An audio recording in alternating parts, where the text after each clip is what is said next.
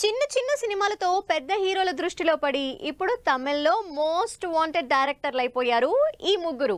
అంతేకాదు ప్రస్తుతం ఉన్న పాత డైరెక్టర్లని పక్కన పెట్టి నెక్స్ట్ జనరేషన్ టాప్ డైరెక్టర్లుగా మారబోతున్న ఆ ముగ్గురు డైరెక్టర్లు ఎవరు?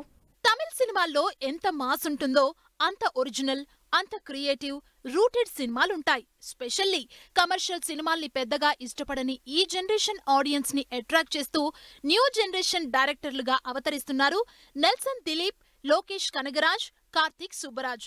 జిగర్ తాండా, పేట, మహాన్ లాంటి స్టార్ హీరోలతో సినిమాలు చేస్తూనే at the same time Penguin, Ammu లాంటి విమెన్ సెంట్రిక్ సినిమాలు చేస్తూ తన రూటే సపరేట్ అనిపించుకుంటున్నారు కార్తిక్ సుబ్బరాజ్.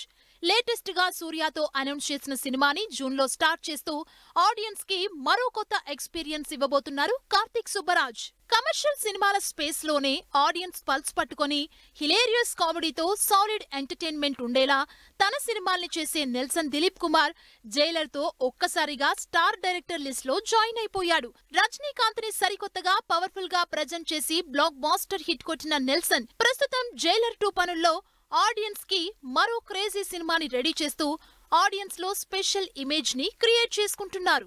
సినిమాటిక్ యూనివర్స్ ని సౌత్ లో సూపర్ పాపులర్ చేసిన new generation director Lokesh Kanagaraj Kaithi, Master, Vikram, Leo ఈ క్రేజీ యాక్షన్ ఎంటర్టైనర్స్ తో తనకంటూ స్పేస్ ని క్రియేట్ చేసుకున్నారు. లార్జర్ దాన్ లైఫ్ యాక్షన్ తో ఆడియన్స్ కి డిఫరెంట్ యాక్షన్ ఎక్స్పీరియన్స్ ఇస్తూ మేకింగ్ లో నెక్స్ట్ లెవెల్ క్వాలిటీ చూపిస్తున్న లోకేష్ కనగరాజ్ విక్రమ్ తో దాదాపు 700 కోట్ల కలెక్షన్ల హిట్ అందుకున్నాడు. ప్రస్తుతం యూనివర్స్ లోని రజనీకాంత్ తో మరో సాలిడ్ యాక్షన్ ఎంటర్టైనర్ తో బిజీగా ఉన్నారు లోకేష్.